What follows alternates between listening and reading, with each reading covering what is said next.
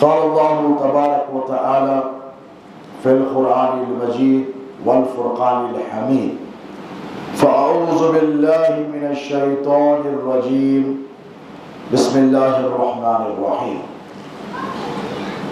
إنما يأمر مساجد الله من آمن بالله واليوم الآخر وقام الصلاة وآتى الزكاة ولم يخشى إلا الله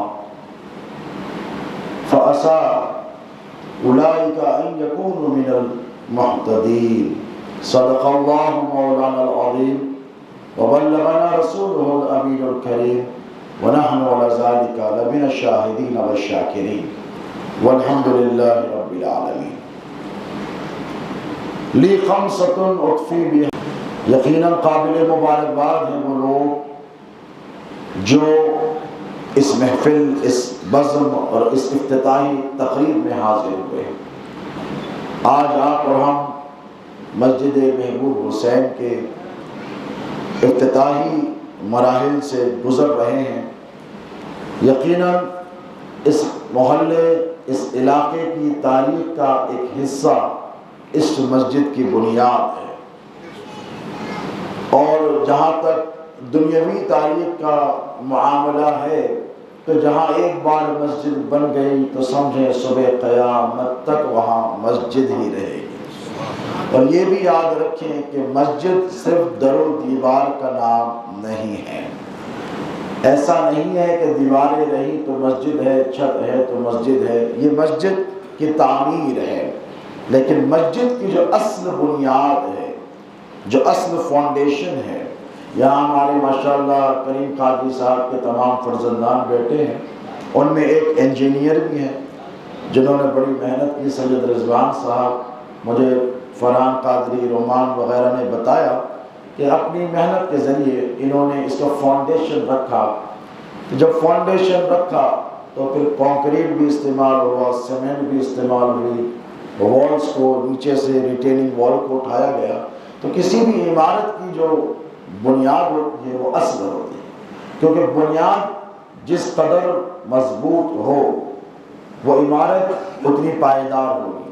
جیسے چار مینار کی بنیاد ہے، بڑی مضبوط، اطراف و اطراف میں کسی قسم کی کھدائی کی اجازت نہیں ہے، ایکسکیویشنز کی، کیونکہ بنیاد اس کی بہت دور تک پھیلی ہوئی ہے، وسیع اور عریض ہے، تاکہ اسٹرکچر کو صدیوں تک سنبھالا جا سکے۔ تو بات صرف اتنی سی ہے کہ جتنی بنیاد مضبوط ہوگی عمارت اتنی دیر تک زمین کے سینے پر ٹکی ہوئی رہے گی۔ تو یہ جو مسجدیں ہیں، اس کی جو ظاہری بنیادیں ہیں، یہ تو کانکریٹ، برک اور مورٹار اور سیمنٹ پر مشتمل ہیں، لیکن اللہ رب تبارک و تعالیٰ مسجدوں کی بنیاد کے حوالے سے ارشاد فرماتا ہے کہ جب میرے اور آپ کے نبی پاک علیہ السلام نے اسلام کی اولین مسجد کی سنگ بنیاد رکھی، جسے ہم مسجد قباء کہتے ہیں۔ ابھی ہجرت کا مرحلہ چل رہا ہے، حضور مدینہ طیبہ میں اب جہاں مسجد نبوی ہے اور میرے نبی کا روضہ ہے، اس سے قبل ایک مقام پر پڑاؤ کیا تو میرے اور آپ کے نبی نے وہاں پر مسجد کی بنیاد کو قائم فرمایا۔ اللہ رب تبارک و تعالیٰ نے ارشاد فرمایا قرآن پاک میں کہ محبوب یہ وہ مسجد ہے جس کی بنیاد تقوی کی بنیاد پر رکھی گئی ہے، جس کی اساس تقوی کی بنیاد پر ہے۔ تو جو مسجد تقوی اور اخلاص کی اساس پر جس کی بنیاد رکھی جاتی ہے، وہ 100-200 سال نہیں بلکہ صبح قیامت تک زمین پر، بالکل زمین کے سینے پر ٹکی ہوئی رہتی ہے۔ اور جب صبح قیامت سور پھونکا جائے گا تو اللہ رب تبارک و تعالیٰ ان مسجدوں کو جو مسجدیں تقوی کی بنیاد پر خالصتاً اللہ رب تبارک و تعالیٰ کی وجہ سے اس کی محبت کی بنیاد پر قائم کی جاتی ہے، حق سبحانہ و تعالیٰ اسے قیامت میں آسمانوں میں ایسے مسجدوں کو اٹھا لے گا۔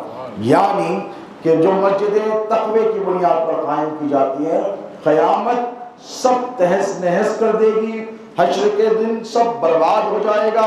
قیامت کا موقع جب آئے گا تو کوئی عمارت باقی نہیں رہے گی، تاج محل نہیں رہے گا، اسٹیچو آف لبرٹی نہیں رہے گا، چار مینار نہیں رہے گا، آپ احرام مصر لے لیں کچھ نہیں رہے گا جو ہزاروں سال سے ٹکے ہیں، ان سب کو تہس نہس کیا جائے گا۔ لیکن ایک مسلمان جب لوجہ اللہ، اللہ کی رضا کی خاطر مسجد کو بناتا ہے تو کل قیامت کے دن یہ مسجد کو سور جب پھونکا جائے گا تو اللہ برباد نیست و نابود ہونے سے بچائے گا۔ حدیث شریف میں آتا ہے کہ اسے آسمانوں میں اٹھا لیا جائے گا۔ تو یہ ہے اس کی دیر پائی۔ اللہ رب تبارک و تعالی نے قرآن مجید فرقان حمید میں مسجدوں کی تعمیر کرنے والوں کی کچھ کوالٹیز بیان فرمائی ہیں کہ مسجد کون تعمیر کرتا ہے اور تعمیر کرنے والے کے ایٹریبیوٹس، اس کی کوالٹیز اور اس کی خصوصیات کیا ہوتی ہیں۔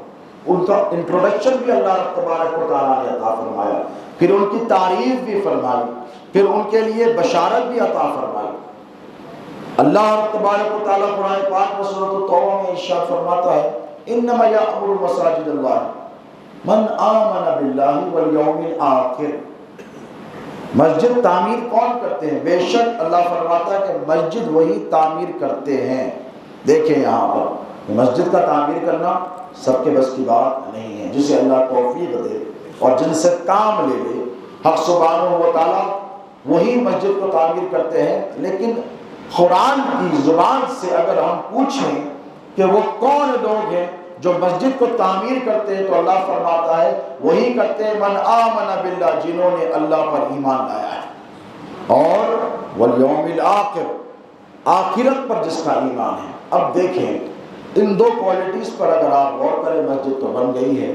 مسجد کو وہی تعمیر کرتا ہے جو اللہ پر ایمان رکھتا ہے، اور ایمان اللہ سبحانہ و تعالیٰ پر صرف زبانی خرچ کا نام نہیں ہے دوستو۔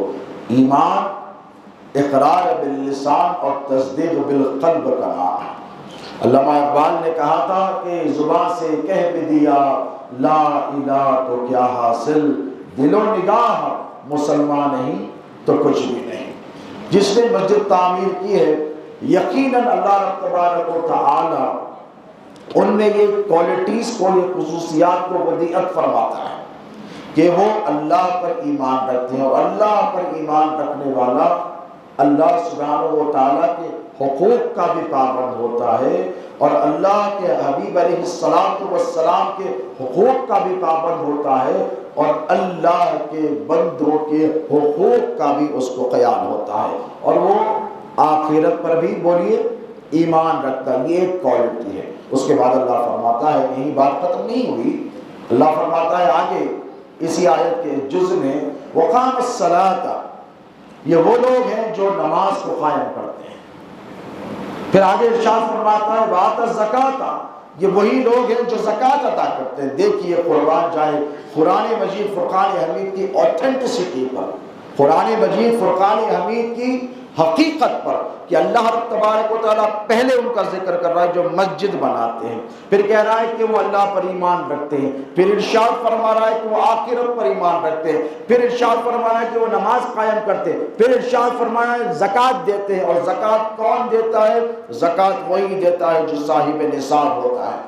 آپ کنٹینیوٹی کی خوبصورتی دیکھیں کلام پاک کہ کیسا تسلسل کلام ربانی میں ہے۔ اللہ فرما رہا ہے کہ وقام الصلاۃ، نماز، مسجد میں نماز، زکوٰۃ تھوڑی دیتے ہیں آپ، تو زکوٰۃ کہیں بھی دے سکتے ہیں، دنیا کے کسی بھی حصے میں دے سکتے ہیں، لیکن قربان جائیں قرآن کی حقانیت پر کہ اللہ رب تبارک و تعالیٰ نے اس کو ایسے اسلوب بیان میں ارشاد فرمایا کہ اس کی کنٹینیوٹی کو ساتھ رکھ کر فرماتا ہے وقام الصلاۃ وآت الزکاۃ۔ کون بناتے ہیں مسجد؟ جو نماز پڑھنے والے ہوں، نماز کو قائم کرنے والے، اور زکوٰۃ، اور صاحب نصاب جو ہوتا ہے وہی مسجد کو تعمیر کرتا ہے۔ جس کے پاس پیسہ ہو وہی اس اجر، اس عظیم الشان اجر کا حقدار بن سکتا ہے۔ آگے آپ کو عرض کروں گا میں کہ جو نہ کر سکے، جنہیں اللہ نے اتنی دولت نہ دی، وہ دل نہ چھوٹا کریں۔ میرے نبی رحمت للعالمین ہیں، حضور نے ان کے لیے بھی بشارتیں فرمائی ہیں جنہوں نے مسجد میں سے اگر ایک تن کا بڑا کچرے کا ڈھیر نہیں، حضور فرماتے ہیں، حدیث شریف ہے مسلم کی، حضور ارشاد فرماتے ہیں کہ اگر ایک تنکا اٹھا کر کسی نے مسجد کے باہر پھینک دیا جو کچرے کی مماثلت رکھتا ہو تو اللہ رب تبارک و تعالیٰ اس کے تمام گناہوں کی مغفرت فرماتا اور اس کو بھی جنت میں ایک گھر عطا فرماتا ہے۔ قرآن پاک کی اس آیت کی جس کی طرف لوٹ کر آئیں، مسجد وہ تعمیر کرتے ہیں جو اللہ پر ایمان رکھتے ہیں، آخرت پر ایمان رکھتے ہیں، نماز کو قائم کرتے ہیں، زکوٰۃ ادا کرتے ہیں۔ اس کے بعد اللہ رب تبارک و تعالیٰ مسجد تعمیر کرنے والوں کی ایک بہت حسین اور خوبصورت کوالٹی کا ذکر فرما رہا ہے۔ ارشاد فرماتا ہے وَلَمْ يَخْشَ إِلَّا اللَّهُ، یہ وہ ہوتے ہیں جو اللہ کے سوا کسی سے نہیں ڈرتے۔ یعنی مسجد بنانے والا کسی سے ڈرتا نہیں، اس لیے نہیں ڈرتا کیونکہ وہ اللہ سے ڈرنے والا ہو جاتا ہے۔ مسجد بنانے والا مائل بقدرت ہو جاتا ہے، اس کا میلان، اس کی توجہات، اس کی زندگی کا سارا کانسنٹریشن اپنے رب کی طرف ہو جاتا ہے۔ اور مسجد بنانے کی یہ برکتیں بھی ہوتی ہیں، اگر نہ بھی ہو تو پروردگار اس کے انعام یہ عطا فرماتا ہے کہ اس کی ساری توجہات کا مرکز اللہ رب تبارک و تعالیٰ کی ذات بن جاتی ہے۔ وَلَمْ يَخْشَ إِلَّا اللَّهُ فَعَسَىٰ أُولَٰئِكَ أَن يَكُونُوا مِنَ الْمُهْتَدِينَ۔ اس کے بعد اللہ رب تبارک و تعالیٰ آپ کے لیے جنہوں نے مسجد تعمیر کی ہے ایک مبارکباد پیش فرماتا ہے اور کہتا ہے کہ ان قریب ہم تم کو جنہوں نے مسجد تعمیر کی ہے کامیاب لوگوں کے زمرے میں شامل کر دیں گے، کامیاب لوگوں کے زمرے میں شامل کر دیں گے۔ تو یقیناً قابل مبارکباد ہیں محترم المقام سید عبدالکریم صاحب قادری الکاظمی جنہیں شہزادہ غوث اعظم پیر و مرشد فضیلت الشیخ حضرت علامہ سید شاہ کاظم بادشاہ قادری الموسوی الگیلانی قدس اللہ سرہ العزیز سے بیعت اور نسبت حاصل ہے۔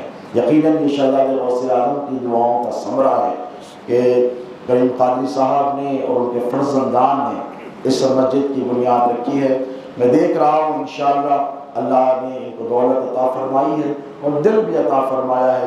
یہاں پر ایک عظیم الشان عالی شان پیمانے پر خوبصورت مسجد کی تعمیر کا بھی اہتمام ہوگا۔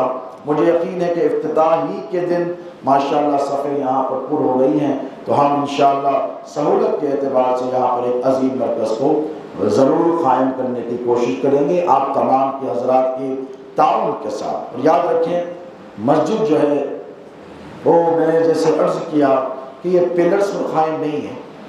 حضور نے ارشاد فرمایا کہ وہ بوڑھے، اکثر میں دیکھتا ہوں کہ مسجدوں میں بعض لوگوں کو مسجد بند کرنے کی بڑی جلدی ہوتی ہے۔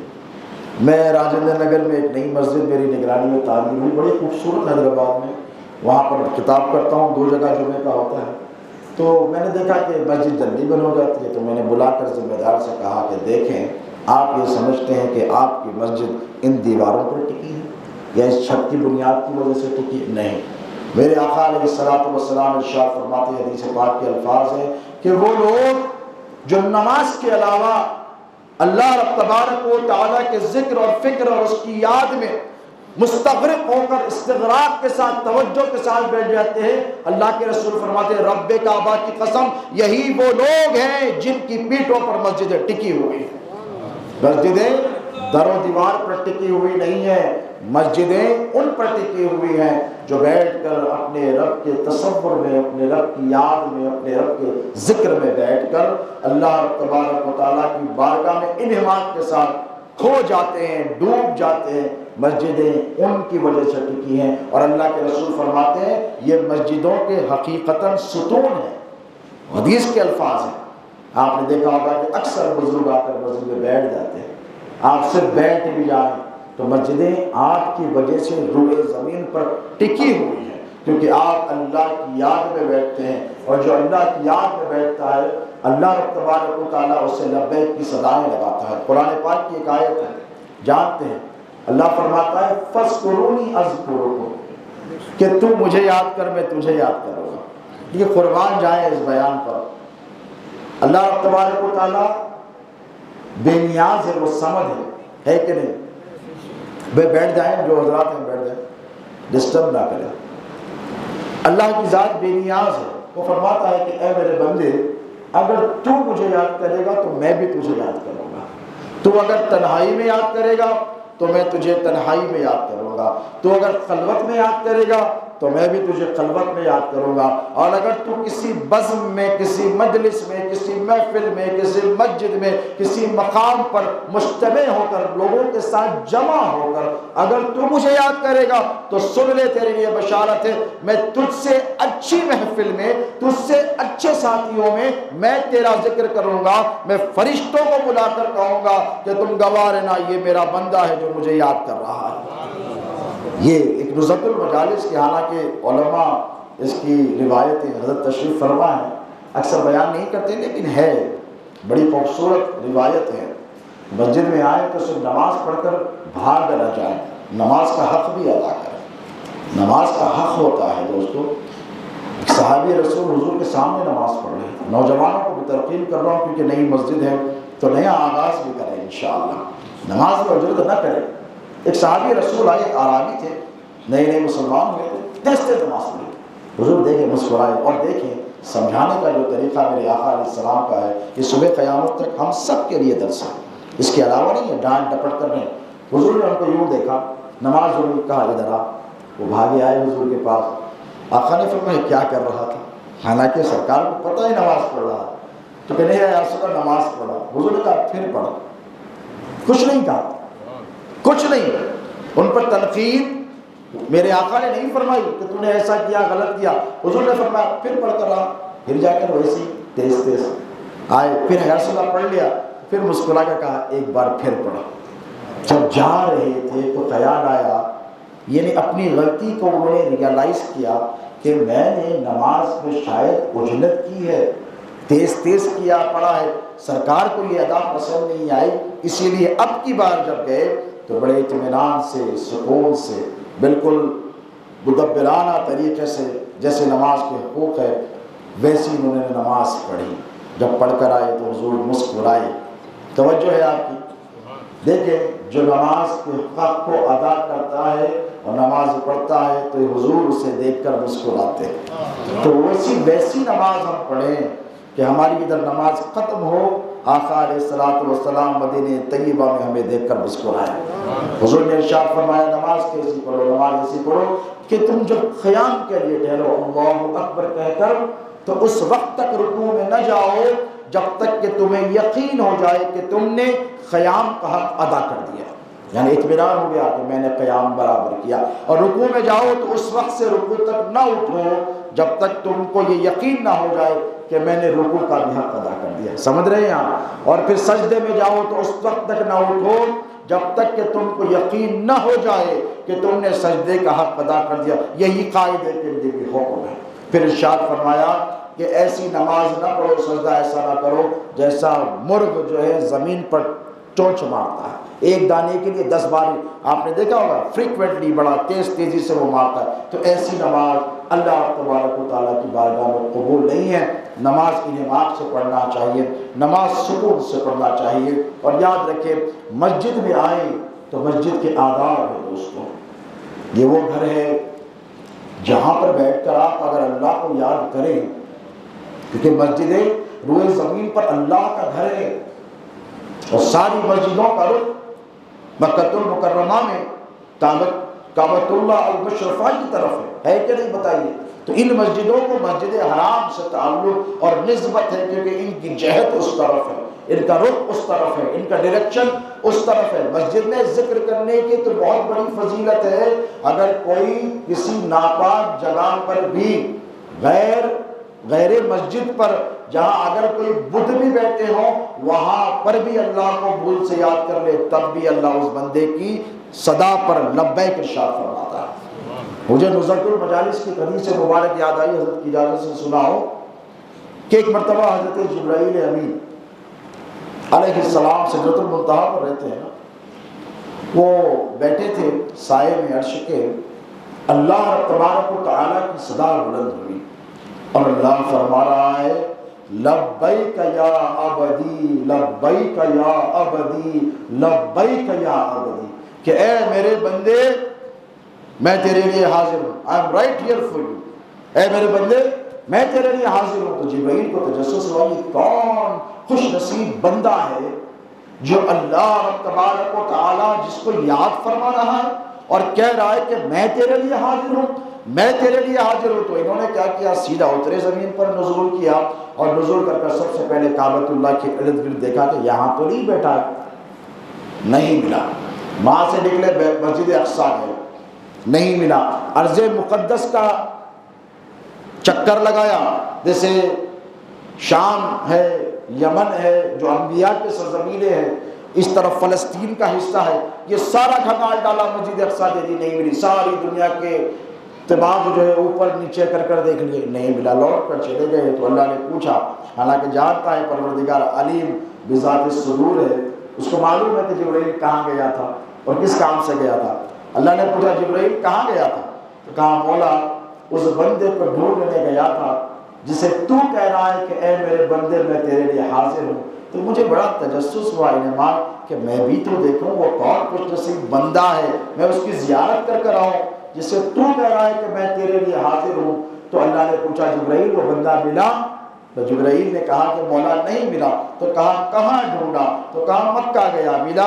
وادی مقدس طوا گیا، ملا، نہیں ملا۔ ارض مقدس گیا، ملا، نہیں ملا۔ اقصیٰ میں دیکھا، ملا، نہیں ملا۔ جتنے میرے توحید خانے ہیں وہاں سب تو نے دیکھا، ملا، نہیں ملا۔ توجہ سے سن، اللہ نے فرمایا اے جبرائیل تجھے وہ وہاں پر ملے گا بھی نہیں۔ تو جبرائیل نے کہا مولا اب تو ہی بتا دے، سسپینس بہت ہو گیا کہ آخر وہ بندہ ملے گا کہاں؟ تو اللہ رب تبارک و تعالیٰ نے ارشاد فرمایا کہ اے جبرائیل وہ تجھے ملک ہند میں ایک بت خانے میں بت کے سامنے بیٹھا ملے گا۔ اللہ اکبر! یہاں ذرا سوچے، ایمان ڈگمگا جانے والی بات ہے، پریشان والی بات ہے۔ تو جبرائیل پریشان ہوئے جیسا آپ ہو رہے ہیں کہ یہ کیا معاملہ ہے مولا کریمہ کہ بت کے سامنے بیٹھا؟ تو اللہ رب تبارک و تعالیٰ نے ارشاد فرمایا کہ اے جبرائیل بات صرف اتنی تھی، وہ تو بیٹھا تھا اپنے بت کے سامنے اور مانگ رہا تھا اپنی حاجتیں، ضرورتیں، اور کہہ رہا تھا لبیک یا صنمی، لبیک یا صنمی، لبیک یا صنمی، اے میرے صنم میں حاضر ہوں، میری حاجت کو پوری کر دے۔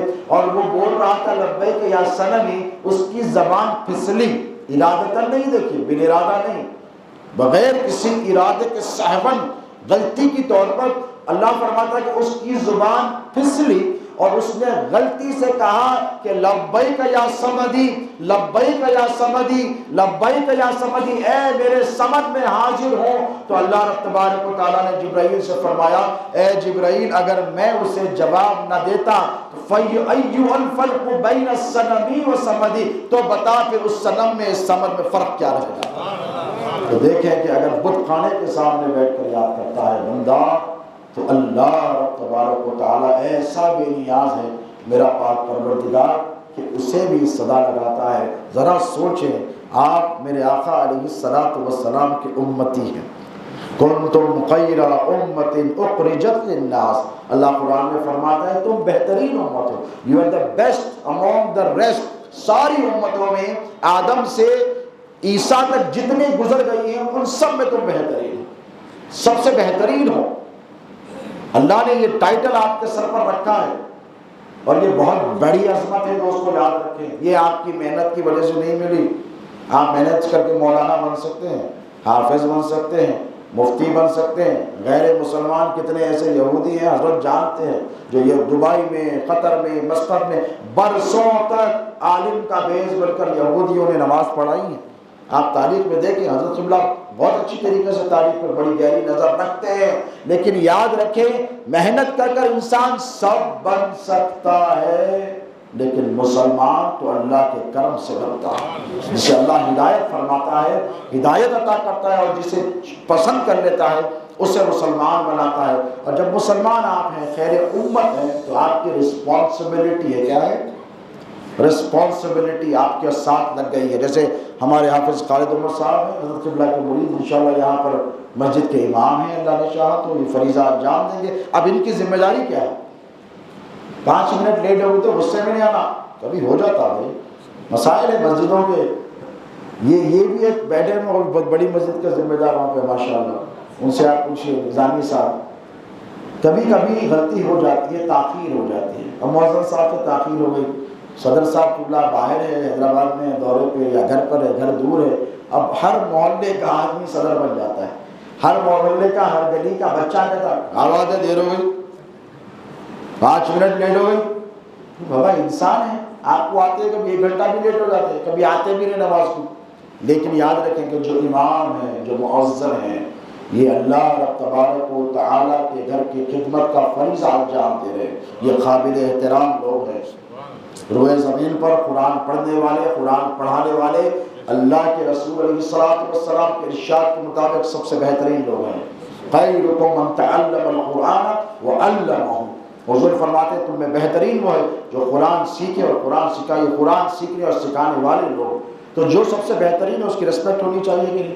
ہمارے یہاں مسئلہ ہے کہ ایم ایل اے صاحب کی بڑی عزت ہے، منسٹر صاحب کی بڑی عزت ہے، ڈاکٹر صاحب کی بڑی عزت ہے، انجینئر صاحب کی بڑی عزت ہے، بزنس مین اور تاجر کی بڑی عزت نہیں ہے تو اس کی جس کے پیچھے آپ نماز جیسی عظیم عبادت ادا کرتے ہیں۔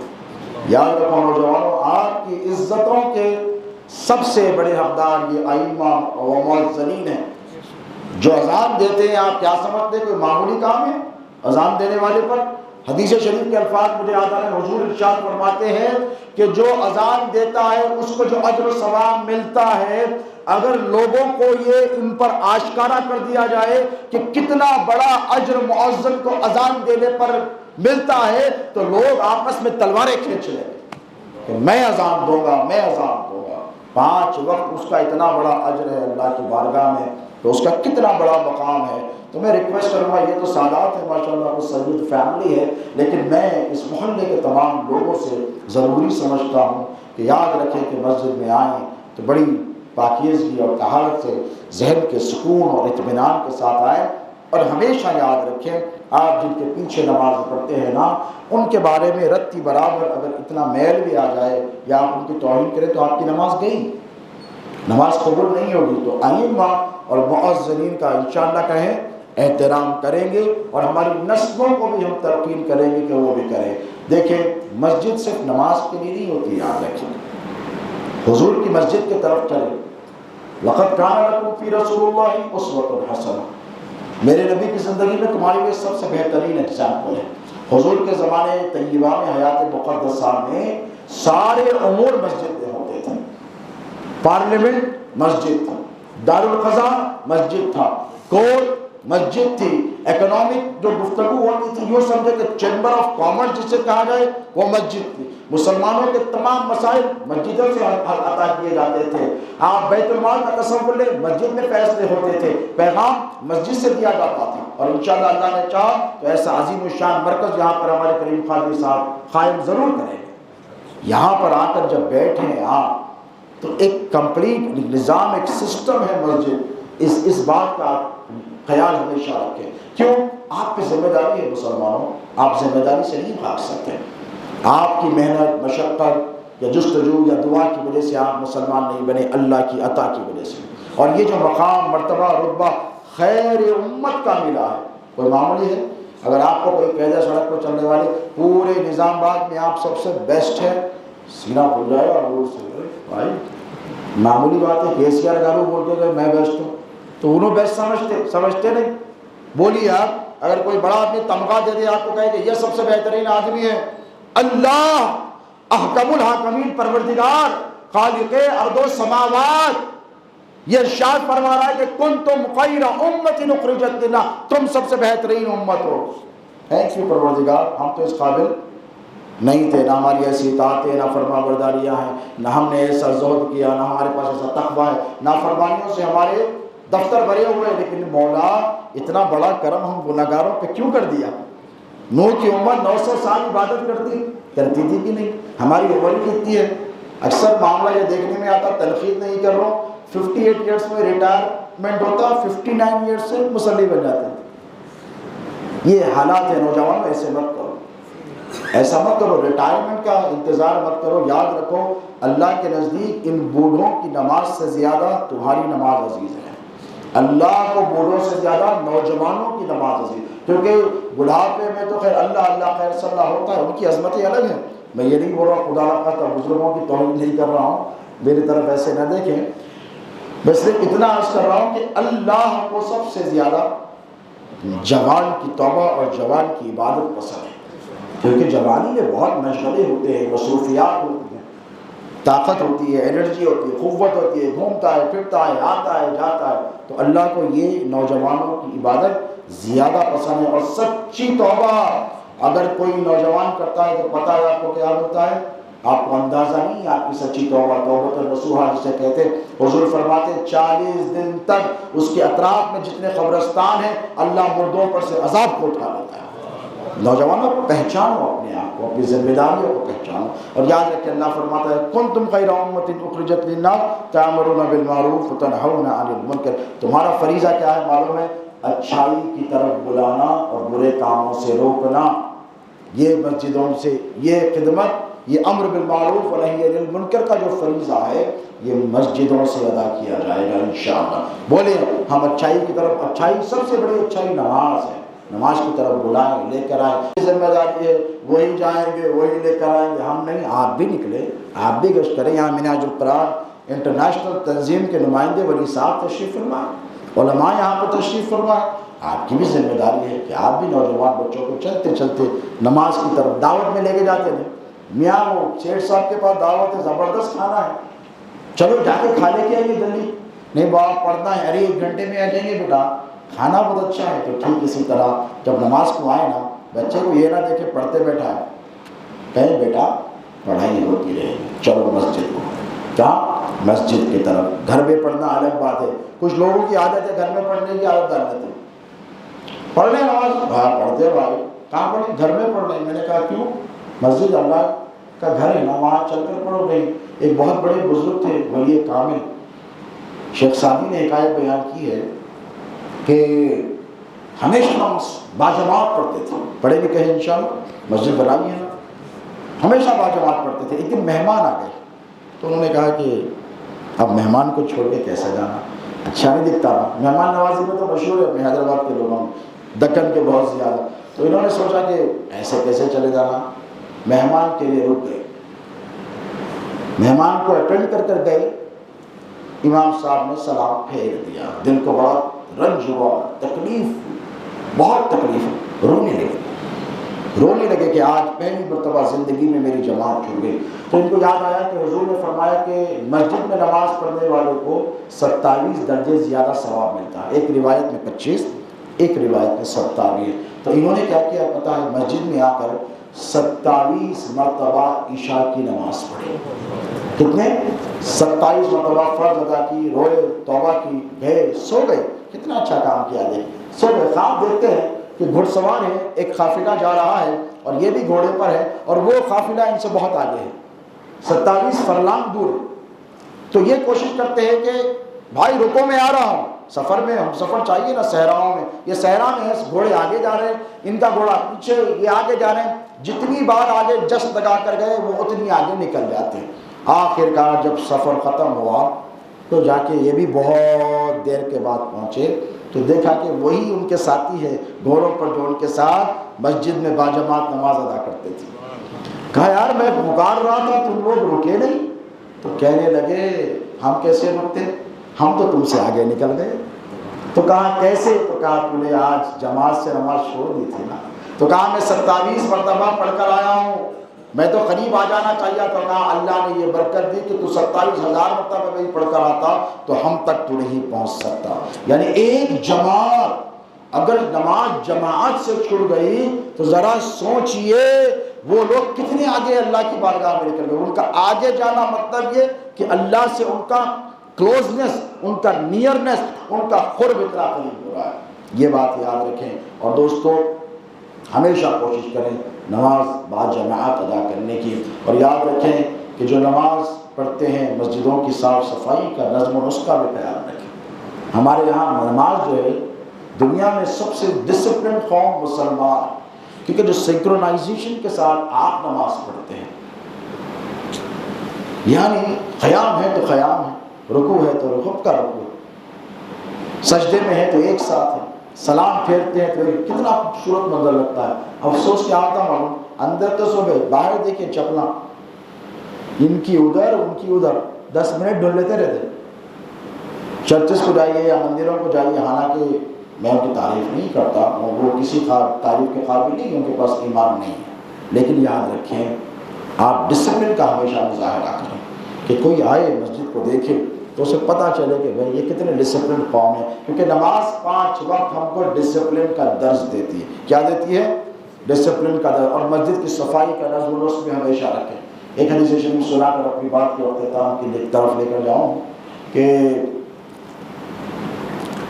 مسلم شریف کی مشہور حدیث ہے، ابن ماجہ میں بھی اس کی روایت آئی ہے۔ مسجد نبوی میں ایک حبشہ کی خاتون تھی، مدینہ پاک میں رہتی تھی، سیاہ فام یعنی کالی، اور ان کا کام کیا تھا پتہ ہے آپ کو؟ وہ روزانہ آ کے مسجد نبوی کو جھاڑو دے کر جاتی تھی۔ تو حضور کہتے تیرے لیے اللہ کی خیر ہو، تجھے اللہ برکتوں سے نوازے۔ ایک دن حضور فجر کی نماز کے بعد بیٹھے تھے تو حضور انتظار کرتے رہے، وہ عورت نہیں ہے۔ تو حضور نے صحابہ سے پوچھا کیا بات ہے، یہ وقت پر تو وہ روز آ جاتی تھی، آج کیوں نہیں آئی؟ تو صحابہ نے کہا یا رسول اللہ آپ کو خبر نہیں؟ حضور نے کہا کیا ہوا؟ تو کہنے لگے اے اللہ کے رسول وہ کل رات انتقال کر گئی۔ حضور غیظ و غضب کی نگاہوں سے ان سب کی طرف دیکھنے لگے، اور آقا نے فرمایا وہ مر گئی، وہ انتقال کر گئی اور تم نے مجھے خبر نہیں کی اس کی؟ صحابہ کہنے رسول اللہ اتنی امپورٹنٹ تھوڑی تھی کہ آپ کو بتاتے، وہ بھی سیاہ فام ایک کالی عورت، یا رسول اللہ آپ اتنے اس کے لیے بے چین بے قرار کیوں ہو رہے؟ تو اللہ کے رسول نے فرمایا تمہیں کیا پتا کہ اس کی عظمتیں کہاں پر تھیں، اس کا مقام، اس کا رتبہ اللہ رب تبارک و تعالیٰ کی بارگاہ میں کیا تھا؟ صرف جھاڑو دیتے تھے، صرف مسجد میں جھاڑو دیا کرتے تھے۔ حضور بے چین و بے قرار ہو گئی، میرے آقا کی رحمت، حضور نے فرمایا مجھے لے چلو اب کے اب جہاں پر کل رات تم اس کو دفن کر آئے تھے۔ حضور صحابہ کو لے کر آئے، حضرت ابو بکر ساتھ میں، سیدنا عمر فاروق ساتھ میں، حضرت سیدنا عثمان الغنی ساتھ میں، مولائے کائنات شیر خدا باب العلم مولائے متقیہ امام الواصلین سید الواصلین سیدنا علی ابن ابی طالب علیہ السلام ساتھ میں، پورے اجلہ صحابہ ساتھ۔ حضور آئے قبر پر ٹھہرے، حضور نے قبر پر ٹھہر کر اس کی نماز پڑھی، اس کے لیے دعائے مغفرت فرمائی۔ کیا سبق ملا دوستوں؟ کہ جو مسجد کی صفائی کرتا ہے اگر وہ مر بھی جائے تو میرے مصطفیٰ اس کی قبر پر تشریف لے کر آتا ہے۔ کون نہیں چاہتا کہ ہمارا ایسا مقدر بن جائے کہ ہم بھی ان میں شمار ہو جائیں کہ اے اللہ کے رسول ہم نے بھی مسجدوں کو جھاڑو لگائی ہے، جھٹکا لگایا ہے، صاف کیا ہے، کبھی ہماری خبر پہ بھی آپ تشریف لے کر آئیں۔ اور یاد رکھیں نماز پڑھیں تو بڑے سکون اور اطمینان سے پڑھیں۔ ہم سلسلے والے لوگ ہیں، ہم سلسلۃ القادریہ کے لوگ، یہاں چشتی ہے، نقش بندی ہے، سہروردی ہے، اہل سنت میں بے شمار سلاسل ہے۔ نماز کیسی ہو پتہ ہو؟ ایک مرتبہ صحابہ حاضر ہوئے حضور کی بارگاہ میں اور کہنے لگے یا رسول اللہ علی ابن ابی طالب کے پیر میں ایک کیل چبھ گئی اور وہ اسے نکالنے نہیں دیتے۔ کیا کہا؟ وہ اسے نکالنے نہیں دیتے، ان کو تکلیف ہوتی ہے۔ تو حضور مسکرائے بہت آسان ہے کام، اتنا پریشان کیوں ہو رہے ہو تم لوگ؟ کہ رسول اللہ وہ زہر پھیل جائے گا اگر وہ کیل نہیں نکالیں گے۔ علی ہاتھ لگانے نہیں تھے، بہت اندر تک چلی گئی تھی۔ تو حضور نے فرمایا بہت آسان ہے، جب میرا علی نماز پڑھ رہا ہو جب جا کر نکال لینا اسے پتہ بھی نہیں چلے گا۔ یہ نماز کی کیفیت ہے، دیکھیے آپ، یہ نماز کی کیفیت صحابہ نے ویسے ہی کیا، مولا سجدے میں کیل کھینچ لیا، علی کو پتہ بھی نہیں چلا، اب یہ بیٹھ کے ہنس رہے ہیں۔ مولا ان کی طرف دیکھے کیا بات ہے، بہت مسکرا رہے ہو؟ تو کہا اے علی ہم نے آپ کے پیر سے کیل کھینچ لی، خون کا فوارہ نکلا اور آپ کو پتہ تک نہیں چلا۔ تو علی مرتضیٰ نے فرمایا میں جب نماز پڑھتا ہوں، دیکھیں توجہ سے سنیں، علی جب نماز پڑھتا ہے تو ایسی نماز پڑھتا ہے کہ اس وقت تک سجدے سے سر کو اٹھاتا نہیں جب تک اپنے رب کا دیدار نہیں کر لیتا۔ یہ انہماک نماز میں ہونا چاہیے، اور احسان کی تعلیم بھی یہی ہے جو جبرائیل علیہ السلام حضور سے آئے تھے، استفسار کرے تھے۔ ایک بات یاد رکھیں، جب نماز کے لیے ٹھہرے تو حضور نے فرمایا احسان کی تعلیم میں سے ہے کہ حضور نے ارشاد فرمایا کہ تم نماز پڑھو تو ایسے پڑھو جیسے تم خدا کو دیکھ رہے ہو، یا پھر ایسے پڑھو کہ خدا تم کو دیکھ رہا ہے۔ یہ دو صورتیں ہونی چاہیے۔ قابل مبارکباد ہیں یہ لوگ جنہوں نے ہمارے کریم قادری صاحب سے یہ صاحب، ان کی آل اولاد فرحان قادری ہیں، ان کے بھائی رومان ہیں، ان کے چھوٹے بھائی رضوان سید صاحب ہیں، امان قادری ہیں، اور ان کے جتنے رفقا نے اس میں حصہ لیا ہے۔ یقین جانیں حدیث شریف ہے، صحیح سیاستہ کی بڑی مشہور حدیث ہے، حضور فرماتے ہیں کہ اگر کسی نے مسجد بنائی تقوی کی بنیاد پر اور اخلاص کی بنیاد پر، اگر چیل کے گھونسلے کی اتنی بھی مسجد بنائی، یہ تو ماشاءاللہ دیکھیں آپ کتنی بڑی مسجد ہے، یہاں پر تو سینکڑوں ہزاروں چیل کے گھونسلے بن سکتے ہیں، یہ پورے احاطے میں پرمائسس میں حضور ارشاد فرماتے ہیں اگر چیل کے گھونسلے کے اتنی بھی مسجد بنائی تو اللہ تبارک و تعالیٰ جنت میں اس کے عوض میں اس کے لیے ایک محل بنائے گا۔ یہ مسجد بنانے والوں کو تو آپ نے فرمایا اللہ رب تبارک و تعالیٰ جنت میں محل بنائے گا، لیکن یاد رکھیں اگر اخلاص کی بنیاد پر چھوٹی سی جگہ پر بھی آپ نے مسجد کی تعمیر کی، اللہ رب تبارک و تعالیٰ جل مجدہ کے بعد بہت بڑا اس کا انعام ہے کہ قابل مبارکباد ہیں جناب سید عبد الکریم قادری صاحب، ان کے فرزندان، ہمارے علماء، اس محلے کے رہنے والے بسنے والے، جب تک یہاں پر اذان ہوتی رہے گی اس وقت تک آپ کو اجر و ثواب ملتا رہے گا، بلائیات اس محلے سے دور ہوتی رہیں گی۔ مسجد نبوی کی تعمیر کے لیے حضور نے جب جگہ پسند فرمائی، 2 یتیم بچوں کی جگہ تھی، کس کی؟ 2 یتیم، سہل اور سہیل نام آتا۔ حضور نے کہا صحابہ نے جگہ اچھی، حضور نے فرمایا میں قیمت ادا کر کر لوں گا۔ یہ نہیں کہ دیکھیں مسجدیں بنتی ہیں، ہمارے پاس ایک بہت بڑی برائی ہے کہ چبوترا آگے بڑھا لیتے ہیں۔ آپ گھر کا بڑھا لیجئے، اللہ کے گھر کا مت بڑھائیے۔ لائٹ میں چوری ہو جاتی، یہاں تو نہیں ہوگی، اکثر ہمارے پاس مسجدوں میں، حیدرآباد میں بھی یہ بلا بڑی شامل ہے، لائٹ میں چوری ہو جاتی، وہ الگ بات ہے، آگے بڑھ جاتے، پڑوسی کی دیوار پر مسجد کی ہے چلو پیچھے ہٹو، نہیں دوستو، حضور کی سنت کریمہ کیا ہے؟ حضور نے کہا میں اس کی قیمت ادا کروں، کہا 10 دینار مقرر ہوئی۔ حضور پاک ایسا دیکھے امیر المومنین سیدنا ابوبکر صدیق سب سے پہلے آگے بڑھے، مسلم شریف سیاستہ کی حدیث مبارک ہے، اور کہنے لگے یا رسول اللہ اس کی قیمت میں ادا کروں گا، اس زمین کی قیمت۔ تو حضور نے کیا بشارت عطا فرمائی ہے پتہ ہے؟ اے ابوبکر جس وقت تک یہاں پر اذان ہوتی رہے گی، قیامت تک یہاں نماز ہوتی رہے گی، ان تمام نمازوں کا ثواب تجھ کو ملتا رہے گا، اور تم مر جائے گا اس کے بعد بھی اللہ کے پاس یہ سلسلہ منقطع نہیں ہوگا۔ تو یہاں جتنے سجدے ہوں گے، جتنی اذانیں ہوں گی، جتنی عبادتیں ہوں گی، سنن ہوں گے، نوافل ہوں گے، مسجد بنانے والے، ان کے گھر پریوار، ان کی آل اولاد کو جیتے جی اور مرنے کے بعد بھی یہ سلسلہ جاری رہے گا۔ اللہ تبارک و تعالیٰ سے میں اس کے حبیب پاک علیہ الصلوۃ والسلام اور اہل بیت اطہار رضوان اللہ تعالیٰ علیہم اجمعین کے صدقے تصدق وسیلے سے دعا کرتا ہوں کہ مولا کریمہ کارسازہ بندہ نواز